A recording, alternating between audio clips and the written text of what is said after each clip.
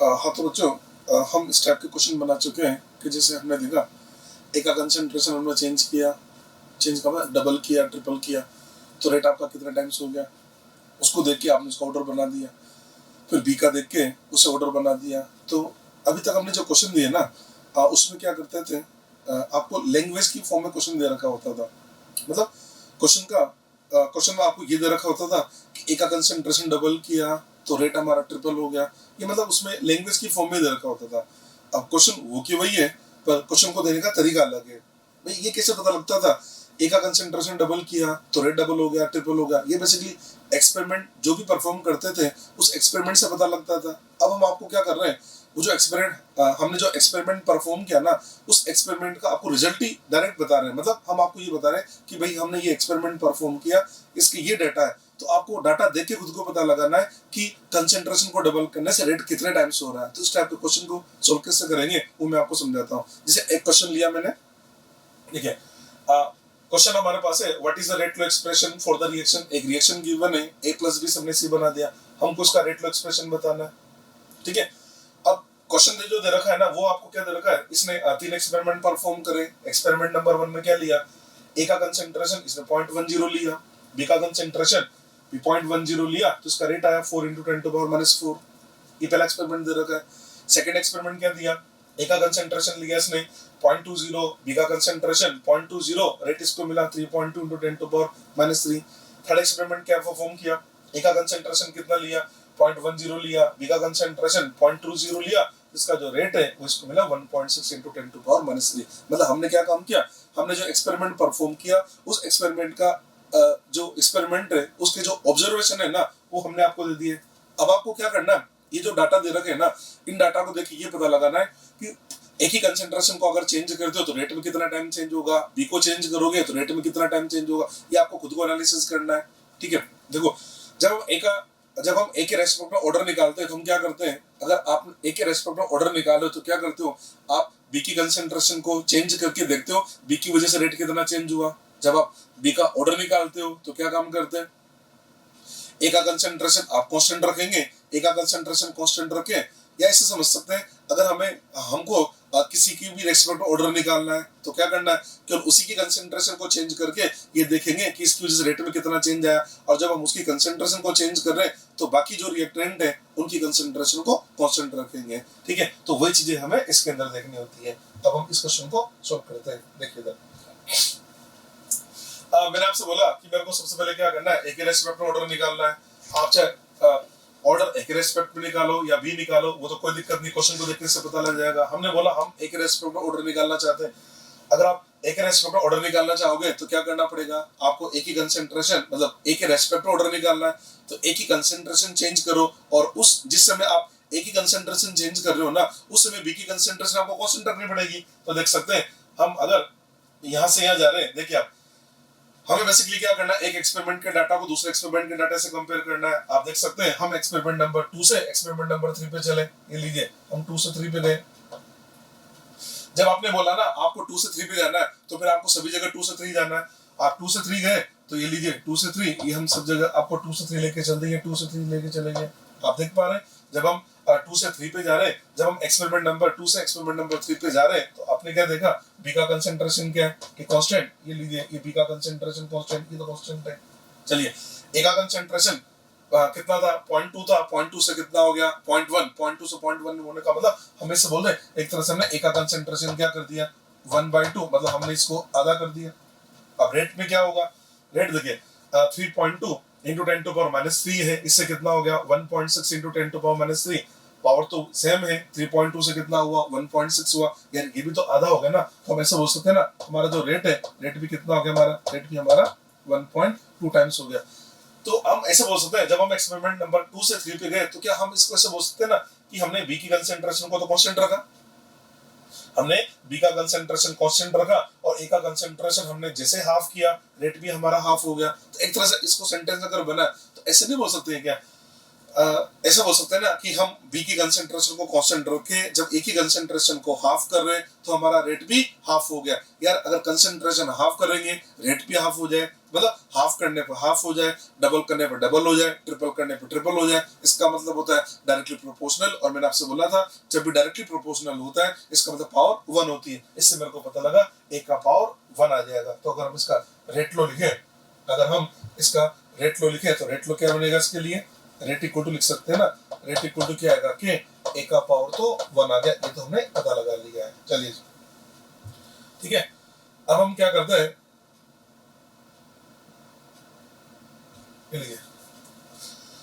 ये तो हमने ए का ऑर्डर पता लगाया ना, अब मेरे को बी का ऑर्डर पता लगाना है। तो बी का ऑर्डर पता लगाने के लिए आपको क्या करना पड़ेगा, ए का कंसंट्रेशन कांस्टेंट रखना पड़ेगा। अब आप वो एक्सपेरिमेंट देखो जिसमें ए का कंसंट्रेशन कांस्टेंट है। आप देख सकते हैं एक्सपेरिमेंट नंबर 1 और एक्सपेरिमेंट नंबर 3। इसका मतलब अगर मैं 1 और 3 का डाटा कंपेयर करूं, 1 and 3, अगर मैं 1 और 3 का डाटा कंपेयर करूं तो मेरे से बोल सकते हैं ना 1 और 3 को कंपेयर कर रहे हो ना, तो फिर आपको सब जगह 1 3 को कंपेयर करना है।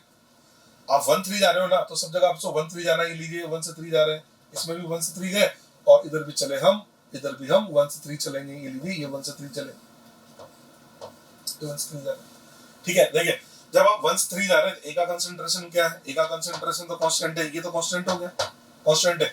बी की कंसंट्रेशन की बात करें तो बी का कंसंट्रेशन 0.1 से कितना हुआ, 0.2 हुआ, 0.1 से 0.2 का मतलब कितना हो गया, 2 टाइम्स। इसका मतलब हमने एक तरह से ए का कंसंट्रेशन तो कांस्टेंट रखा और बी का कंसंट्रेशन हमने डबल कर दिया। रेट कितना हुआ, जब कभी भी आप रेट को कंपेयर करो ना कि कितना टाइम्स हुआ, तो पावर सेम होनी चाहिए, ठीक है, नहीं तो क्वेश्चन में गड़बड़ कर दोगे। जैसे यहाँ पर पावर कितना है, 10 टू पावर -4 है, और यहाँ 10 टू पावर कितना -3 है, इसका मतलब पावर एक जैसी होनी चाहिए। तो हम एक काम करते हैं ना, ये जो लिखा हुआ है ना, इसको ऐसे लिख दें क्या, 16 into 10 टू पावर -4।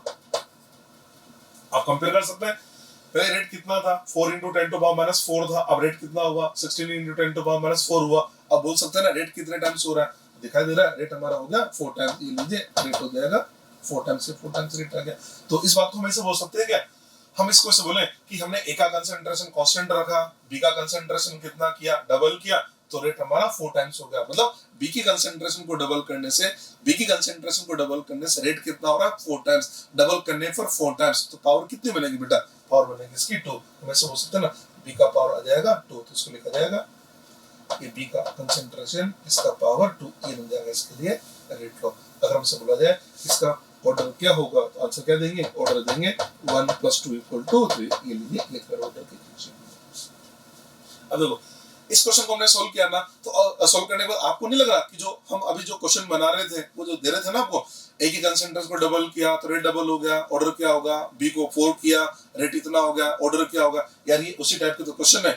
बस वहां पर क्या होता था, वो जो क्वेश्चन थे उसके अंदर वो जो भी वो एक्सपेरिमेंट परफॉर्म करता था, उसके जो ऑब्जर्वेशन थे, उसकी ऑब्जर्वेशन की स्टडी करके वो कंक्लूजन हमको देता था। यहाँ पर क्या हो रहा है, इसने जो एक्सपेरिमेंट परफॉर्म किया, एक्सपेरिमेंट का डाटा ही हमको दे दिया, और आप हमसे बोल रहा है कि कंक्लूजन भी आप ही बनाओ और आपको रेट तो बताना ही बताना है। इसका मतलब ये जो क्वेश्चन है ये थोड़े से उसके एडवांस है, ठीक है जी। एक क्वेश्चन हमने आपको समझा दिया, आपको सिंपल लगा होगा, एक दो क्वेश्चन की और प्रैक्टिस करते हैं, फिर आपके भी हैबिट में आ जाएंगे। चलो जी, आपके लिए दूसरा क्वेश्चन लेके आए हम। नेक्स्ट क्वेश्चन आपके लिए हमने लिया फॉलोइंग रिएक्शन, ये रिएक्शन आपको दे रखा और इसके लिए ये डाटा ऑब्टेन्ड है, 2a + b से हमने c बना दिया है। अब आप देख पा रहे होंगे कि जैसे मैं a + b से c बना दूं या 2a + b से c बना दूं, इसका तो कोई रूल ही नहीं होता है, ये तो सब कुछ ये डाटा डिसाइड करते हैं। तो आप डाटा देखें। अब इस क्वेश्चन के अंदर हमको 4 एक्सपेरिमेंट दे रखे हैं। इसके पहले वाला जो क्वेश्चन था उसके अंदर 3 एक्सपेरिमेंट था, कोई दिक्कत ही नहीं है। ये एक ही कंसंट्रेशन है, ये बी का कंसंट्रेशन रेट हमको दे रखा है, बिल्कुल उसी टाइप से सोल्व करें। पहले हम देखते हैं, हम ऑर्डर निकालना चाह रहे हैं तो ऑर्डर विद रिस्पेक्ट टू ए लिए या बी ले, आपकी जो इच्छा हो ले सकते हो। चलो जी हम बात करते हैं, हम सबसे पहले कैलकुलेट करेंगे ऑर्डर विद रिस्पेक्ट टू ए। अगर आप ए के रिस्पेक्ट में ऑर्डर निकालना चाह रहे हो तो बी का कंसंट्रेशन क्या होना चाहिए, कांस्टेंट होना चाहिए। अब देखिए आप बी का कंसंट्रेशन, तो अगर हम एक्सपेरिमेंट नंबर 1 और एक्सपेरिमेंट नंबर 4 को कंपेयर करें तो बी का कंसंट्रेशन कांस्टेंट है। देखिए इसका मतलब हम 1 और 4 को कंपेयर कर रहे हैं ना, जब आप 1/4 को कंपेयर कर रहे हैं तो फिर सभी जगह 1/4 में जाना है। तो आप सबसे पहले ऐसे एरो लगा लिया करो, 1 से 4 को कंपेयर कर रहे हैं, ये 1 से 4 को कंपेयर कर रहे हैं। मैंने आपसे अभी भी क्या बोला था, जब आप ऐसे पावर को जब आप रेट को कंपेयर करें तो रेट के अंदर जो पावर है वो एक जैसी होनी चाहिए। यहाँ पर पावर क्या है, 10 टू पावर -3 है, यहाँ पावर कितना है 10 टू पावर -2 है। तो पहले काम करें यार, इसको भी 10 टू पावर -3 बना दे।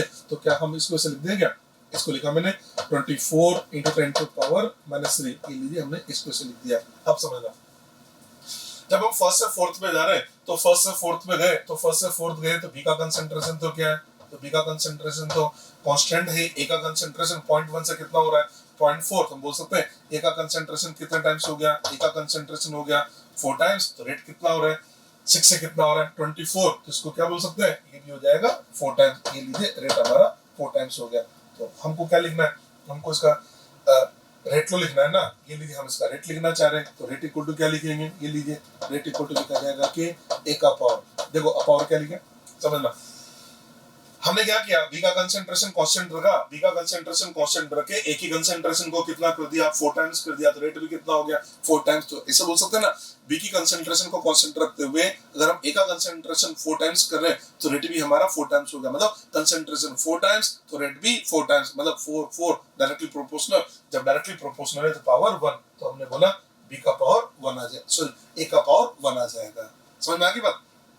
चलिए जी, अब हम बी का ऑर्डर निकालना चाह रहे हैं, तो बी का ऑर्डर निकालने के लिए हमको ए का कंसंट्रेशन क्या रखना पड़ेगा, ए का कंसंट्रेशन कांस्टेंट रखना पड़ेगा, तो आप देख सकते हैं ए का कंसंट्रेशन हमको कांस्टेंट रखना है, ए का कंसंट्रेशन कांस्टेंट रखने के लिए कौन सा केस लें, तो हमको दिखाई दे रहा है हम एक्सपेरिमेंट नंबर 2 और 3 को ले लेते हैं, देख सकते हैं जब हम 2 से 3 जा रहे हैं, जब हम 2 से 3 जा रहे हैं 2 से 3 गए तो ए का कंसंट्रेशन तो क्या है कांस्टेंट है, और बी का कंसंट्रेशन 0.2 से कितना हुआ 0.4 हुआ, 0.2 से 0.4 का मतलब ये हो जाएगा 2 टाइम्स, समझ पा रहे हैं आप, बी का कंसंट्रेशन कितना हो गया 2 टाइम्स हो गया। हम रेट की बात करें, मैंने आपसे बोला था जब रेट को कंपेयर करें तो पावर एक जैसी होनी चाहिए, यहाँ पावर कितना है 10 टू पावर -2 है या 10 टू पावर -1 है, तो मैंने सबसे पहले तो इसको भी 10 टू पावर -2 कर दिया, तो ये बनेगा 28.8 इंटू 10 टू पावर -2, ये लीजिए।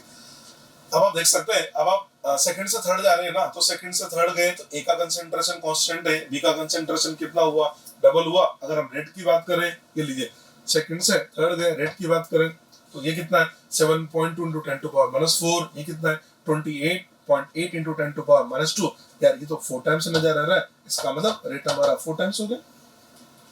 तो हम इसको समझ सकते हैं ना, हमने ए का कंसंट्रेशन कांस्टेंट रखा, बी का कंसंट्रेशन कितना किया डबल किया, बी का कंसंट्रेशन डबल किया तो रेट मेरा 4 टाइम्स हो गया, कंसंट्रेशन को डबल करने पर रेट 4 टाइम्स हो जाए, इसका मतलब पावर 2, इसका पावर लिखा जाएगा 2, तो लिख सकते हैं बी का पावर बनेगा 2, बी पावर 2 के लिए बी पावर 2, इसका जो ऑर्डर है इसका ऑर्डर लिखा जाएगा 1 + 2 = 3, आंसर देंगे ये एक थर्ड ऑर्डर की रिएक्शन है, ठीक है। देखिए आप दूसरा क्वेश्चन सॉल्व किया तो आपको लगा यार ये तो बहुत ही सिंपल क्वेश्चन है, तो फिर एक क्वेश्चन और बनाते हैं आपके लिए। देखिए नेक्स्ट क्वेश्चन हमने ले लिया following data were obtained for the reaction, वो रिएक्शन दे रखी है और आपसे बोला गया इसके लिए फॉलोइंग डाटा है, सेम वही 3 एक्सपेरिमेंट दे रखे हैं, ए का कंसंट्रेशन है, बी का कंसंट्रेशन है और नेक्स्ट में हमको रेट दे रखा है, हमको ऑर्डर पता लगाना है, तो देख लेते हैं पहले ए का ऑर्डर निकाले बी का ऑर्डर निकाले, जो भी आपकी इच्छा हो, आपने बोला मेरे को ए का ऑर्डर निकालना, अगर आप ए का ऑर्डर निकालेंगे तो बी का कंसंट्रेशन कांस्टेंट रखेंगे, आप देख सकते हैं अगर हम एक्सपेरिमेंट नंबर सेकंड से थर्ड पे जाए तो बी का कंसंट्रेशन कांस्टेंट है, तो आप एक काम करें सेकंड से थर्ड पे चले, ये लीजिए सेकंड से थर्ड गए, आपको सेकंड से थर्ड लेके चलते हैं, देखिए जब आप सेकंड से थर्ड जा रहे हैं, सेकंड से थर्ड गए तो बी का कंसंट्रेशन क्या हुआ, बी का कंसंट्रेशन कांस्टेंट है, ए का कंसंट्रेशन आपने कितना कर दिया डबल, डबल का मतलब आपने 2 टाइम्स कर दिया, 2 टाइम्स कर दिया ना, तो आपका जो रेट है, रेट क्या है, रेट वो का वही रहा, रेट कांस्टेंट हो गया, ठीक है। इसका मतलब पता है क्या हुआ, इसका मतलब ये हुआ कि आपने बी का कंसंट्रेशन तो कांस्टेंट रखा, बी का कंसंट्रेशन तो क्या लिया आपने, आपको ये लिखना ना ए का पावर कितना होगा और बी का पावर कितना होगा, पावर तो बनानी है, आप इसको समझ सकते हैं। आपने क्या काम किया, बी का कंसंट्रेशन कांस्टेंट रखा, ए का कंसंट्रेशन डबल किया तो रेट वही रहा, इसका मतलब ये हुआ ए की कंसंट्रेशन को डबल करने से, ए की कंसंट्रेशन को डबल करने से रेट में चेंज नहीं होता है, अगर किसी रिएक्टेंट की कंसंट्रेशन को हम चेंज करें और उसकी वजह से अगर रेट में चेंज नहीं आए, वापस सुनना, हम किसी रिएक्टेंट की कंसंट्रेशन को चेंज करें और उसको चेंज करने से अगर रेट हमारा चेंज नहीं होता है, इसका मतलब उस रिएक्शन का जो रेट है उस रिएक्टेंट की कंसंट्रेशन पर डिपेंड नहीं करता है, और जब डिपेंड नहीं करे इसका मतलब उसकी पावर होती है 0, इससे मेरे को पता लगा ए का पावर तो 0 आ जाएगा, समझ में आई बात ये। चलिए अब हम अब हम बी का ऑर्डर निकालते हैं। बी का ऑर्डर क्या होगा, तो बी के लिए ए को कांस्टेंट रखना पड़ेगा, और ए को अगर कांस्टेंट नहीं भी रखें तो भी कोई दिक्कत नहीं है, क्योंकि ए की कंसेंट्रेशन पे तो डिपेंड ही नहीं करता ना, फिर भी आप रख लो, कोई दिक्कत नहीं है। आप 1 से 2 जाइए, ये 1 से 2 गए,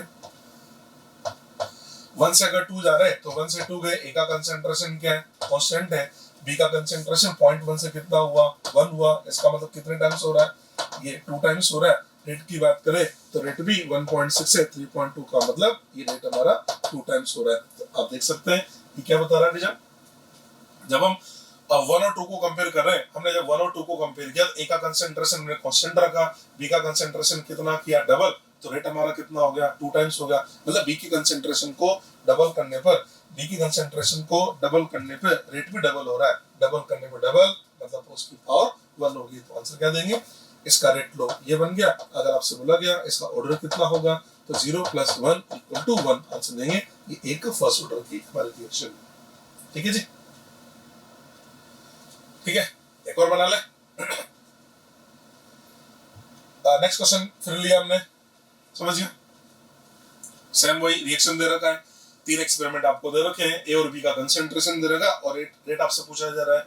ठीक है, वैसे के वैसे सोल्व करें। सबसे पहले हमने बोला हम ए का ऑर्डर निकालेंगे तो बी कांस्टेंट रखेंगे, तो बी कांस्टेंट रखेंगे, बी तो कांस्टेंट ही नहीं है, तो ऐसा भी कोई जरूरी नहीं है कि पहले ए का ही ऑर्डर निकालें, आप पहले बी का निकाल लो। तो चलो बी का निकालें, तो बी का निकालें, ए को कांस्टेंट रखना पड़ेगा, आप बिल्कुल रख सकते हैं। तो हम एक काम करते हैं, सेकंड से थर्ड पे चलें। जब हम सेकंड से थर्ड पे जा रहे हैं, ए का कंसेंट्रेशन क्या हुआ, कांस्टेंट हुआ, बी का कंसेंट्रेशन पहले कितना है 0.06 है, अब कितना हो गया 0.09 हो गया। कितने टाइम्स हुआ, टाइम्स का मतलब जब भी आपको टाइम पता लगाना हो तो टाइम का मतलब आप फाइनल को इनिशियल से डिवाइड कर लिया करो। तो 0.09 को 0.06 से डिवाइड किया, ये कितना हो जाएगा, क्या ये 3/2 आ रहा है क्या। तो हम ऐसे बोल सकते हैं ना, जब हम सेकंड से थर्ड जा रहे हैं तो ए का कंसेंट्रेशन तो कांस्टेंट है, पर जो बी है ना, बी का कंसेंट्रेशन हमने कर दिया है 3/2 टाइम्स, 3/2 टाइम्स कितना 3/2 टाइम्स हो गया। ठीक है, अब रेट की देखिए, रेट कितना होगा, तो पावर तो सेम है। अब टाइम्स देखना है ना, तो टाइम्स देखने के लिए जरूरी क्या है, टाइम्स कैसे देखोगे, फाइनल अपॉन इनिशियल। तो फाइनल कितना है हमारा 2.7 है, इनिशियल कितना है 1.2 है, पॉइंट से पॉइंट हमने रिप्लेस कर दिया। तो इसको अगर देखा जाए ये कितना बनेगा, आई थिंक ये बनेगा 9/4, 9/4 आ गया।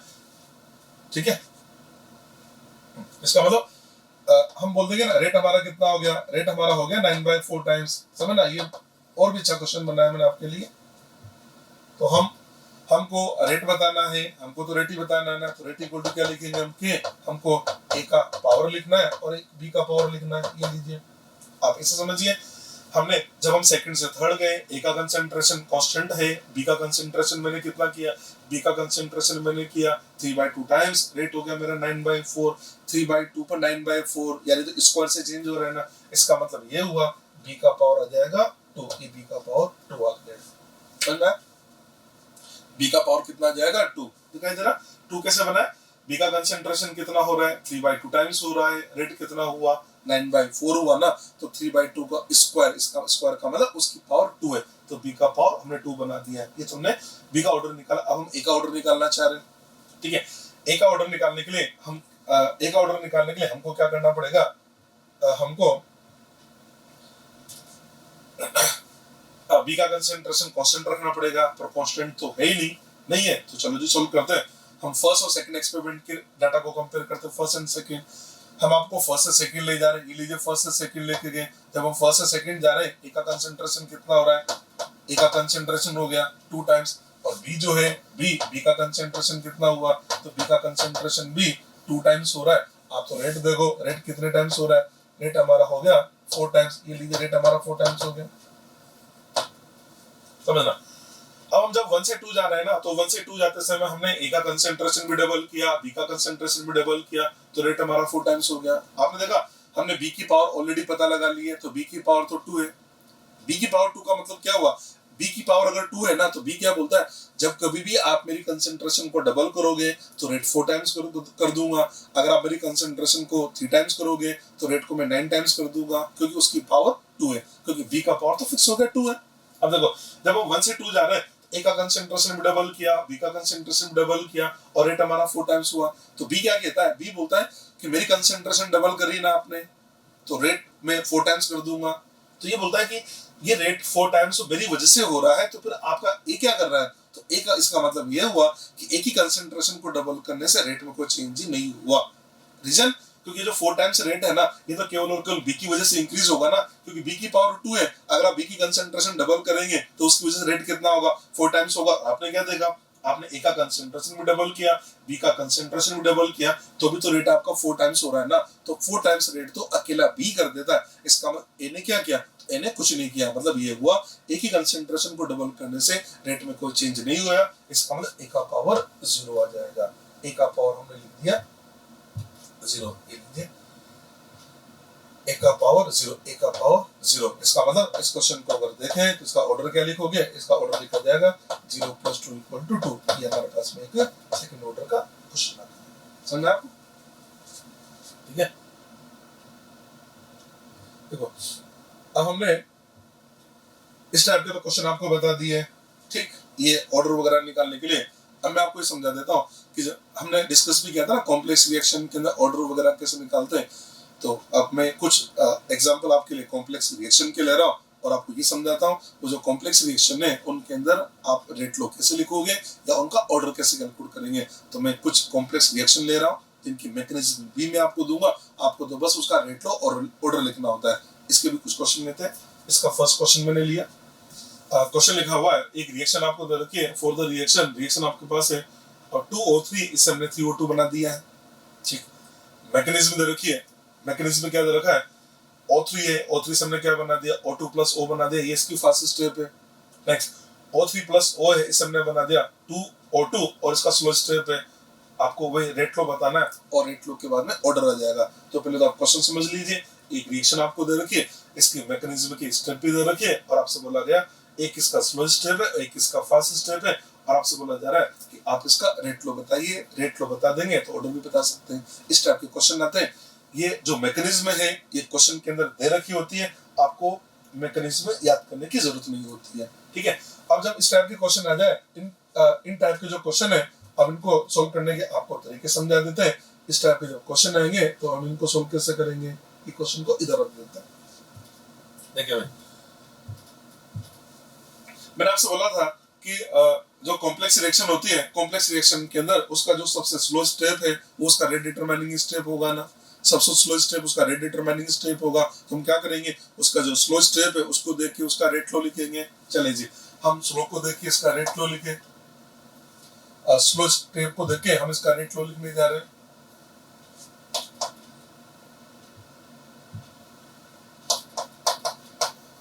फ्रॉम स्लो स्टेप को देखिए इसका रेट लो लिखे। तो रेट कैसे लिखा जाएगा? रेट इक्वल टू ले लिया मैंने K1 स्लो स्टेप ये रहा। तो आप देख सकते हैं स्लो में रिएक्टेंट में क्या O3 एंड O, तो इसको लिखा जाएगा O3 × O। ये हमने स्लो को देख के इसका रेट लिख दिया, इसको नंबर 1।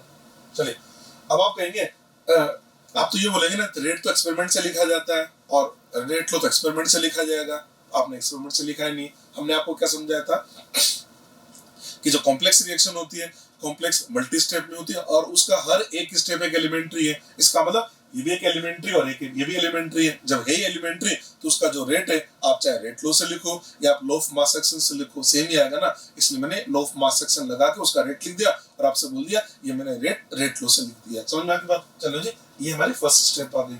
चलो, अब आपको करना क्या है?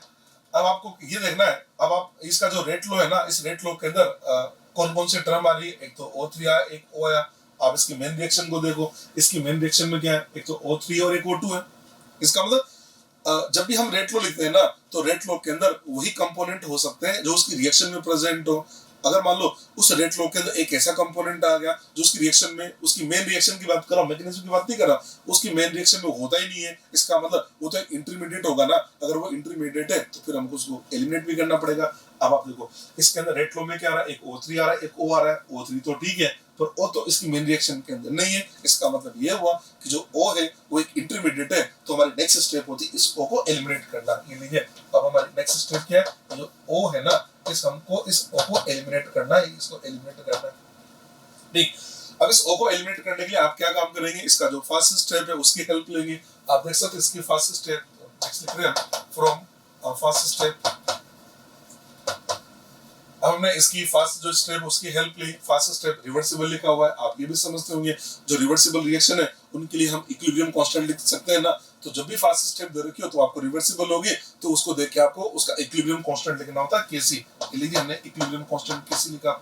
आप समझते होंगे 11th क्लास में बताया जाता है ना इक्विलिब्रियम कांस्टेंट केसी कैसे लिखा जाता है, प्रोडक्ट की कंसंट्रेशन अपॉन रिएक्टेंट की कंसंट्रेशन। आप देख सकते हैं इसके प्रोडक्ट में क्या है, इसके प्रोडक्ट में एक हमारे पास O2 है और एक क्या लिखा हुआ है O, और रिएक्टेंट में क्या लिखा हुआ है ये O3, ये लीजिए प्रोडक्ट अपॉन रिएक्टेंट। यहाँ से हम O का वैल्यू अगर कैलकुलेट करें तो O कितना आएगा हमारे पास में Kc into O3 upon O2। हमने यहाँ से O की वैल्यू निकाली, इसको बोल दिया हमने second number. From first and second, अब मैं क्या काम कर रहा हूँ, सेकंड से जो O का वैल्यू है वो मैं फर्स्ट में रिप्लेस कर देता हूँ। तो मेरा रेट क्या बन जाएगा, तो रेट इक्वल टू लिखा जाएगा, रेट इक्वल टू आता है K1 इंटू Kc O3, इसका पावर कितना आएगा 2 और O2 का पावर आ जाएगा -1। ठीक है जी। K1 भी कांस्टेंट है, Kc भी कांस्टेंट है, तो कांस्टेंट को कांस्टेंट से मल्टीप्लाई किया तो नया कांस्टेंट आ जाएगा। इसकी जगह हम क्या लिख सकते हैं, एक नया कांस्टेंट लिख दिया मैंने, rate equal to K O3, O3 का पावर कितना आ गया 2 आ जाएगा और O2 का पावर आ जाएगा -1। ये इस क्वेश्चन का रेट लॉ बन गया है। ठीक है, अगर हमसे बोला जाए इसका ऑर्डर कितना होगा, तो ऑर्डर क्या कहेंगे 2 - 1 इक्वल टू क्या आ जाएगा इक्वल टू 1। इसका मतलब ये फर्स्ट ऑर्डर की रिएक्शन है। देखो ये बहुत ही स्पेशल एग्जांपल है ओजोन का जो डिकम्पोजिशन है। हमने जब ओजोन की डिकम्पोजिशन की काइनेटिक स्टडी करी तो हमें पता क्या पता लगा कि जब ओजोन का डिकम्पोजिशन होता है ना तो जैसे जैसे ऑक्सीजन का प्रोडक्शन होता चला जाता है ना वैसे वैसे उस रिएक्शन का रेट कम होने लग जाता है। और ये बात हमको रेट लॉ से देखने से मिल रही है। रेट इक्वल टू क्या लिखा कि O3 का पावर 2 O2 का पावर -1। O2 का पावर -1 का मतलब अगर O2 का कंसंट्रेशन बढ़ता है ना, पावर -1 है, इसका मतलब अगर O2 का कंसंट्रेशन इंक्रीज होगा तो रेट कम होगा। तो यही तो बता रहा है ना, मैंने आपसे बोला भी था ना कि जो नेगेटिव ऑर्डर है, नेगेटिव ऑर्डर का सिग्निफिकेंस क्या होता है, नेगेटिव ऑर्डर का ये तो सिग्निफिकेंस है उसका कंसंट्रेशन इंक्रीज करेंगे तो उसकी वजह से रेट डिक्रीज होगा। और ये इसको देख के पता भी लगता है। ठीक है जी, ये मैंने आपको एक क्वेश्चन बताया, ये तो पहला क्वेश्चन है। अब हम इसी टाइप के एक दो क्वेश्चन और लेंगे तो फिर आपको ये जो कॉम्प्लेक्स रिएक्शन के जो क्वेश्चन है ये भी आसान लगने लग जाएंगे। तो हम आपके लिए एक और क्वेश्चन लेके आए। चलिए जी, हम आपके लिए दूसरा क्वेश्चन ले आए। क्वेश्चन देख लीजिए सब बच्चे पहले। तो क्वेश्चन हमको दे रखा है, एक रिएक्शन है 2NO plus O2, 2NO plus O2 से हमने 2NO प्लस O2 से हमने 2NO2 बना दिया है। ठीक है, इसकी जो मैकेनिज्म है वो हमको दे रखा है NO प्लस NO K1, और मतलब ये रिवर्सिबल रिएक्शन है। ऊपर लिखा हुआ रेट कांस्टेंट K1 और इसके नीचे लिखा हमने K-1 2NO2। ये इसका फर्स्ट स्टेप है। सेकंड स्टेप हमको दे रखा है N2O2 प्लस O2, इसका रेट कांस्टेंट दे रखा है K2, प्रोडक्ट बना दिया 2NO2, इसका स्लो स्टेप दे रखा है। क्वेश्चन में बोला जा रहा है इसका रेट कांस्टेंट क्या होगा और ये चार ऑप्शन हमको दे दिए हैं। ठीक है, ये हमारा क्वेश्चन है। इस क्वेश्चन को तो हम इधर साइड में रख देते हैं आपके लिए, आप इसको देखते रहिए, सोल्व करते हैं। मैंने आपसे क्या बोला था, मैंने आपसे बोला था कि जब भी आपको इस टाइप के क्वेश्चन आए सबसे पहले क्या करें, आप स्लो को देख के रेट लिखेंगे। तो हमने स्लो को देख के रेट लिखा फ्रॉम स्लो स्टेप।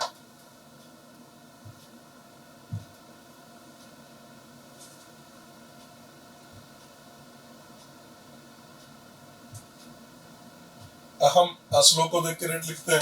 देखिए फ्रॉम स्लो स्टेप, स्लो को देख के रेट लिखा। स्लो में रिएक्टेंट क्या दे रखा है, एक तो N2O2 दे रखा है, एक O2 दे रखा है, तो इसका रेट क्या लिखा जाएगा, इसका रेट आ जाएगा, रेट इक्वल टू आ गया K2 N2O2 N2O2। ये हमने स्लो को देख के रेट लिख दिया।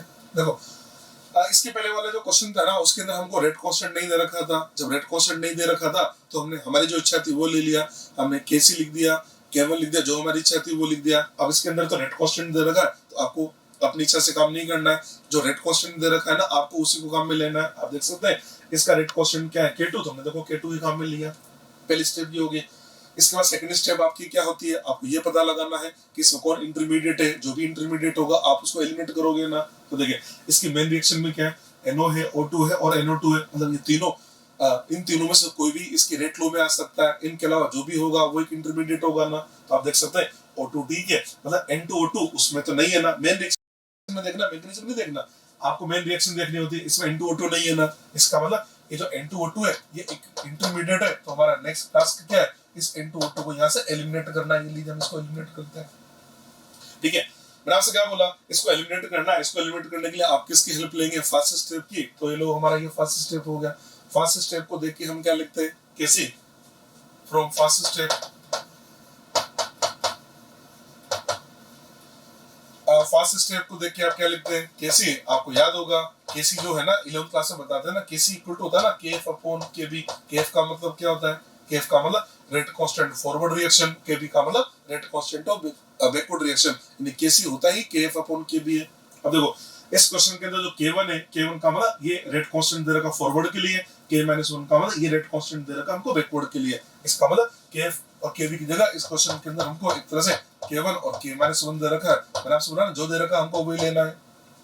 चलिए कैसे लिखने का तरीका क्या होता है, प्रोडक्ट की कंसंट्रेशन अपॉन रिएक्टेंट की कंसंट्रेशन। प्रोडक्ट की कंसंट्रेशन देखें तो आप क्या लिखोगे, NO2 इसका कोएफिशिएंट इसकी पावर में चला जाएगा अपॉन NO into NO, इसका मतलब ये भी इसकी पावर 2 आ जाएगी। हमको किसका वैल्यू चाहिए था, हमको N2O2 है ना, क्वेश्चन के अंदर थोड़ी सी मिस्टेक है, इसको मैं ठीक कर देता हूँ। इसका जो फर्स्ट स्टेप है, इस क्वेश्चन में जो मिस्टेक है इसको मैं ठीक कर देता हूँ। देखो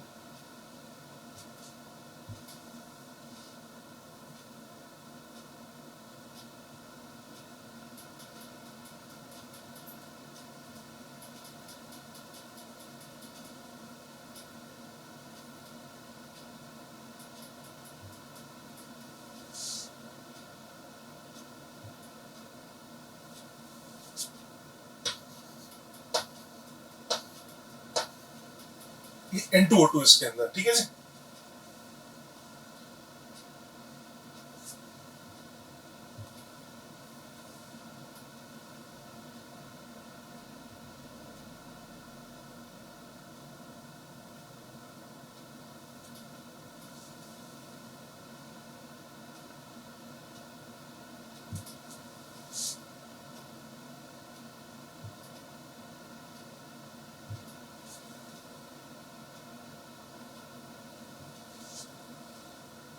इसमें N2O2 है,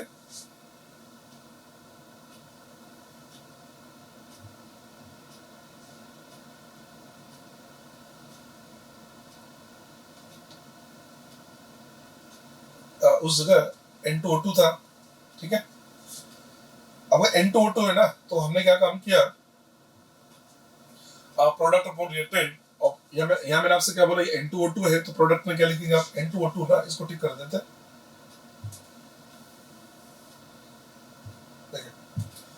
प्रोडक्ट में क्या लिखा जाएगा, ये N2O2, ये N2O2 है अपॉन रिएक्टेंट, और रिएक्टेंट के अंदर आपने क्या लिखा, रिएक्टेंट में आ जाएगा ना NO का स्क्वायर, ये NO का स्क्वायर हमने बना दिया, ठीक है। अब आप ये देखिए आपका इंटरमीडिएट कौन है, तो इंटरमीडिएट की बात कर लेते हैं।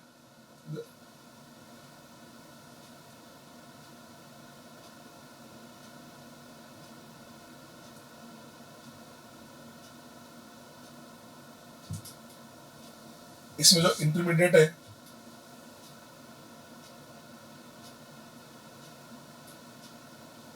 तुमने बना दिया, ठीक है, आपको कंफ्यूजन होगा आपको। रिएक्शन के अंदर इसका मतलब इसमें इंटरमीडिएट कौन था हमारा, N2O2। तो यहाँ से हम क्या करें, N2O2 का वैल्यू निकाल लेते हैं। N2O2 का वैल्यू कितना लिखेंगे, देखिए इधर, यहाँ से N2O2 अगर देखें, N2O2 हमारे पास से क्या आ जाता है, N2O2 आता है हमारे पास K1 upon K-1 into NO square, इसको हमने ई सेकंड नंबर बोल दिया, ठीक है। अब सेकंड आ गया ना, सेकंड से आप क्या करेंगे, N2O2 का वैल्यू हो किस में रिप्लेस करेंगे, फर्स्ट के अंदर। तो इससे हम अगर N2O2 का वैल्यू रिप्लेस करें, रेट हमारे पास आता है, रेट इक्वल टू क्या लिखेंगे आप, K2 K1 upon K-1 into NO power 2 into O2 power 1, ये आपका रेट लो बन के आ गया है, ठीक है। क्वेश्चन के अंदर आपसे क्या बोला गया, क्वेश्चन में आपसे बोला जा रहा है इसका रेट कांस्टेंट क्या होगा। तो रेट कांस्टेंट क्या होता है, रेट कांस्टेंट ये होता है ना यार k2 k1 upon k minus 1। तो इसका रेट कांस्टेंट क्या देंगे आप, k2 k1 upon k minus 1। इसका मतलब ये जो क्वेश्चन है इसका आंसर दिया जाएगा फर्स्ट में ही तो लिखा हुआ है ना k2 k1 upon k minus 1। हाँ, अगर हमसे बोलता है इसके अंदर ऑर्डर क्या लिखेंगे, इसका ऑर्डर कितना होगा, ऑर्डर क्या देंगे 2 + 1 = क्या लिखा जाएगा 3। मतलब ये क्वेश्चन हमारे एक ऑर्डर का एक एग्जांपल है। ठीक है, आगे समझ। नेक्स्ट लेते हैं, एक क्वेश्चन और बना लेते हैं। क्वेश्चन क्या है, पहले तो आपको क्वेश्चन दिखा देते हैं हम। ये क्वेश्चन है, क्वेश्चन देख लो पहले अच्छे से। क्वेश्चन हमारे पास ये है, एक रिएक्शन दे रखा है और रिएक्शन हमारे पास है A2 + B2 से हमने 2AB बना दिया। इसके मैकेनिज्म दे रखी है। मैकेनिज्म क्या है, A2 से A + ये फास्ट स्टेप है, A + B2 से हमने AB + B बना दिया, ये भी इसका फास्ट स्टेप है, सॉरी ये इसका स्लो स्टेप है। इसको ठीक कर देता हूं मैं। ठीक, अब हमको क्या करना है, वही रेट निकालना है। तो रेट निकालने के लिए क्या करेंगे, आप रेट लो लिखेंगे। रेट आपको निकालना है ना, तो रेट के लिए क्या लिखना पड़ेगा आपको, रेट लो किसको देख के लिखते हो, तो रेट लो तो स्लो को देख के लिखा जाता है। तो हमने सबसे पहले वही काम किया, स्लो को देख के इसका रेट लो लिखा। स्लो को देख के रेट लो लिखेंगे तो रेट क्या आ जाएगा, स्लो को देख के लिख रहा हूँ। इसके पहले वाला क्वेश्चन के अंदर आपको रेट कांस्टेंट दे रखे थे, उसके पहले वाले में नहीं दे रखे थे। तो जब नहीं दे तो हमने हमारी जो इच्छा है वो ले लिया। इसके पहले वाले में दे रखे थे तो जो गिवन था वही हमने लिया ना। अब इसमें फिर नहीं दिया तो आप K1 K2 K3 जो भी आपकी इच्छा हो ले सकते हैं। तो स्लो को देख के रेट लिखे तो रेट कितना आ जाएगा, रेट इक्वल टू लिखा जाएगा K1 A का पावर 1 आ जाएगा इनटू आप B2, ये आपकी इक्वेशन नंबर 1 आ गई है। ठीक है, अब आप फास्ट स्टेप्स, अब आपको ये देखना है इसमें इंटरमीडिएट कौन है। इंटरमीडिएट इसकी मेन रिएक्शन में क्या क्या है, एक तो A2 है और एक आपके पास B2 है। A2 B2 इसका मतलब A2 B2 हो सकता है, यानी A इसके अंदर क्या आ गया, इंटरमीडिएट है ना। इसका मतलब हमको A को एलिमिनेट करना पड़ेगा। किसको एलिमिनेट करना पड़ेगा, A को, क्योंकि A हमारा इंटरमीडिएट बना। अब हम इसकी फास्ट स्टेप की हेल्प लें। फ्रॉम फास्ट स्टेप को देखें तो फास्ट स्टेप देखो आपका, ये भी फास्ट स्टेप है, ये भी फास्ट स्टेप है। हम फास्ट स्टेप को देख के क्या लिख रहे हैं, फास्ट स्टेप को देख के हमने इक्विलिब्रियम कांस्टेंट लिखा ना। और इक्विलिब्रियम कांस्टेंट किसके लिए लिखा जाता है, रिवर्सिबल के लिए। तो आप देख सकते हैं यहाँ रिवर्सिबल है या इरिवर्सिबल है। इसका मतलब थर्ड वाली रिएक्शन तो हमारे कोई काम की नहीं है, ये तो आपको वैसे कंफ्यूज करने के लिए दे रखी है। तो फर्स्ट को देख के हम क्या लिखेंगे, इक्विलिब्रियम कांस्टेंट। इक्विलिब्रियम कांस्टेंट क्या होता है, Kc, और Kc इक्वल टू क्या लिखेंगे आप, प्रोडक्ट का कंसंट्रेशन, ये बनेगा A² अपन क्या लिख दिया जाएगा A2। ये लीजिए, ये स्टेप से बना दिया। हमको A का वैल्यू चाहिए तो यहाँ से हम पहले A² निकालें। A² इक्वल टू क्या लिखा जाएगा, A² इक्वल टू होता है K2 इंटू क्या लिखा जाएगा, ये A2, ये लीजिए यहाँ तक आ गया। हमको A चाहिए ना, A क्या होगा, इसका रूट करेंगे। Kc क्या है, कांस्टेंट है, अगर उसका रूट किया जाएगा तो कांस्टेंट का रूट भी तो कांस्टेंट होगा ना। चलो इसको नया कांस्टेंट Kc बेस लिख देते हैं और रूट आप कर रहे हैं। A2 का पावर कितना जाएगा, ये 1/2, इसको हमने सेकंड नंबर बोल दिया। अब हम क्या करें, सेकंड से जो A का वैल्यू है फर्स्ट में रिप्लेस करें तो हमारा रेट क्या बनेगा, इसके लिए रेट आ जाता है। रेट इक्वल टू हमने क्या लिखा, रेट इक्वल टू लिखा K1 into Kc base A2, इसका पावर A2 का पावर आ जाएगा 1/2 इंटू B2, इसका पावर हमने 1 ले लिया। ठीक है, देखिए K1 भी कांस्टेंट है, Kc बेस भी कांस्टेंट है। कांस्टेंट को कांस्टेंट से मल्टीप्लाई किया तो आप एक नया कांस्टेंट और लिख सकते हैं। तो नया कांस्टेंट हमने K मान लिया तो रेट इक्वल टू हो जाएगा K A2, इसका पावर 1/2 इंटू B2, इसका पावर हमको A1 लेना। इसका रेट लो आ गया। अगर आपसे बोला गया ऑर्डर क्या होगा तो आंसर क्या देंगे, इसका जो ऑर्डर है ये बन जाएगा 1/2 + 1, आंसर आ जाएगा 3/2। ये लीजिए, एक 3/2 ऑर्डर का क्वेश्चन शुरू। ठीक है, अब हमने इस टाइप के 3 क्वेश्चन बना लिए। अब आपको ये आसान लगने लगे होंगे। ठीक है जी, नेक्स्ट क्वेश्चन लेते हैं आपके लिए। एक और बहुत इंपॉर्टेंट क्वेश्चन है, ये आपके एनसीईआरटी का क्वेश्चन है। क्वेश्चन देख लीजिए पहले तो। क्वेश्चन क्या है, पहले तो मैं आपको क्वेश्चन बता देता हूँ, उसके बाद इसको भी सॉल्व कर लेंगे। क्वेश्चन देखो आप पहले तो।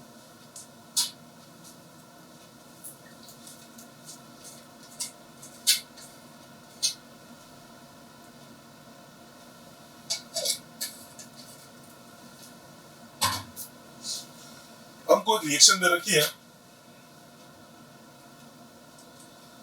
हमें एक रिएक्शन दे रखी है। ठीक है, रिएक्शन है 2A + B से हमने A2B का फॉर्मेशन कर दिया। ठीक, रेट दे रखा है, rate equal to K A power 1 B power 2। with K equal to 2 into 10 to power minus 6 mole minus 2 liter to second inverse. Calculate initial rate of reaction when concentration of A equal to 0.1 mole per liter, concentration of B equal to 0.2 mole per liter. Also calculate rate of reaction after concentration of A is reduced to 0.06 mole per liter. मतलब question क्या है, मैं आपको ऐसे nutshell में समझा देता हूँ. आपको एक रिएक्शन दे रखी है, उसका रेट लो भी क्वेश्चन के अंदर दे रखा है और साथ में इसे रेट कांस्टेंट भी दे दिया. हमसे क्या बोल रहा है, हमसे बोला एक तो आप इनिशियल में रेट निकालो. कब? जब ए का कंसंट्रेशन 0.1 है और बी का कंसंट्रेशन 0.2 है. एक तो आपको इसका इनिशियल में रेट लाना है. चलिए जी, अब हम इस क्वेश्चन को सोल्व करते हैं. देखिए हमसे इसमें जो रेट लो है, रेट लो क्या दे रखा है, तो इसमें रेट लो दे रखा है रेट इक्वल टू गिवन है, रेट इक्वल टू गिवन है के ए पावर 1 एंड बी पावर 2 ये हमको दे रखा है.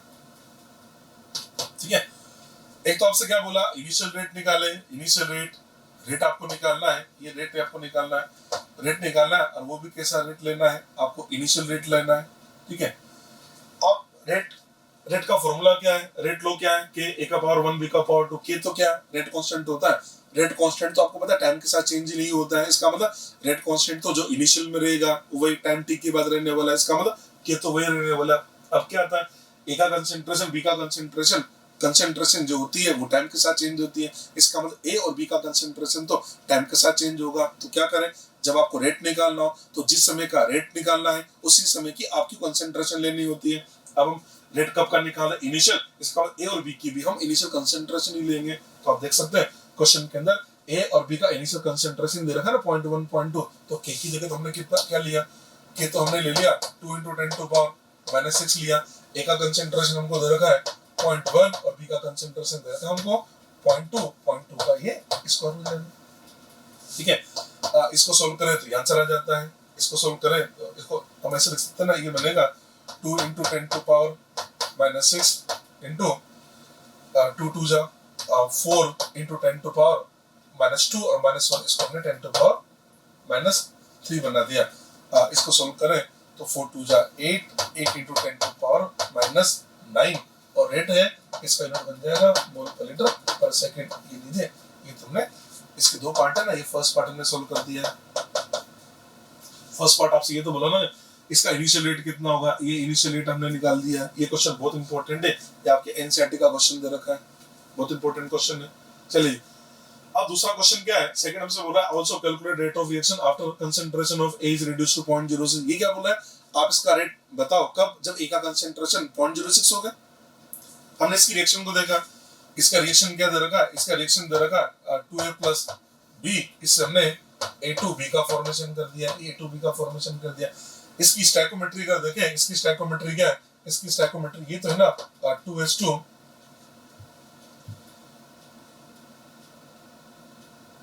इसका स्टोइकोमेट्री है 2s2 1s2 1 इसकी स्टोइकोमेट्री है ना. ठीक है. इसका मतलब ये हुआ, आप इस समझिए, आपसे क्या बोला, इनिशियल का मतलब t equal to 0, t equal to 0. Initial में आपको a का कंसंट्रेशन कितना दे रखा है 0.1 दे रखा है और इनिशियल में b का कंसंट्रेशन आपको 0.2 दे रखा है.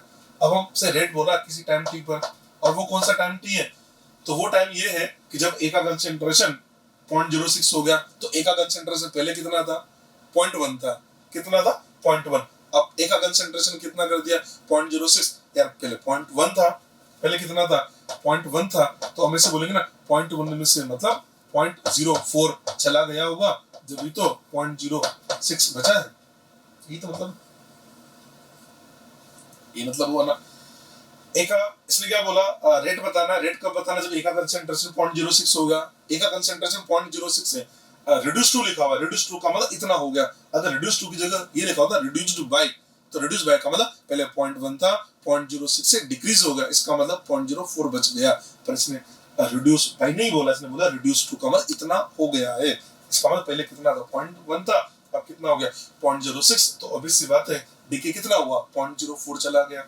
इसकी स्टोइकोमेट्री क्या है 2s2 है. 2s2 का मतलब जब ए का 2 पार्ट डिसोसिएट होगा उतने टाइम में फिर बी का तो 1 पार्ट डिसोसिएट होगा. समझना. 2:1 का मतलब क्या हुआ? 2:1 का मतलब जितने टाइम में ए का 2 पार्ट डिसोसिएट हुआ उतने टाइम में बी का 1 पार्ट होगा। इसका मतलब ए का 2 हुआ तो बी का 1 हुआ। ऐसे समझ सकते हैं ना, जितना ए का डिसोसिएट हो रहा है तो बी का तो उसका आधा ही होगा यार। 2:1 का मतलब ये हुआ ना।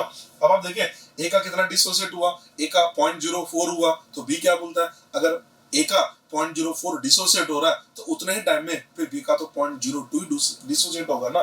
तो बी आपने लिया कितना इनिशियल में 0.2 तो आपने लिया और डिसोसिएट कितना हुआ 0.02 हुआ। इसका मतलब रिमेनिंग आ जाएगा 0.18। तो हम ऐसा बोल सकते हैं ना, हम इसको ऐसा बोलते हैं कि जब ए का कंसंट्रेशन 0.1 से रिड्यूस होके 0.06 हो गया उस टाइम पर बी का कंसंट्रेशन भी 0.2 से रिड्यूस होके 0.18 आ गया। अब रेट हमको लिखना है, तो रेट लो की जरूरत पड़ेगी। रेट लो इक्वल टू क्या लिखा हमने किया, क्योंकि आपको मैंने अभी भी बोला था रेट लो तो रिएक्शन का फिक्स होता है ना, वो चाहे आप इनिशियल में लिखो या कभी भी लिखो, रेट लो तो वो कभी रहेगा, के चेंज होता ही नहीं है। तो के की जगह हमने क्या लिखा, के हमने लिखा 2 × 10⁻⁻⁶। ये तो क्या आ गया, ए का कंसंट्रेशन कितना हमारे पास 0.06 है और बी का कंसंट्रेशन 0.18 इसका स्क्वायर। इसको सोल्व करेंगे तो हमारे पास इसका आंसर आ जाएगा मोल पर लीटर पर सेकंड। ये क्वेश्चन हमने सोल्व किया। ठीक है, ये वाला क्वेश्चन बहुत ही इंपॉर्टेंट है। ठीक है।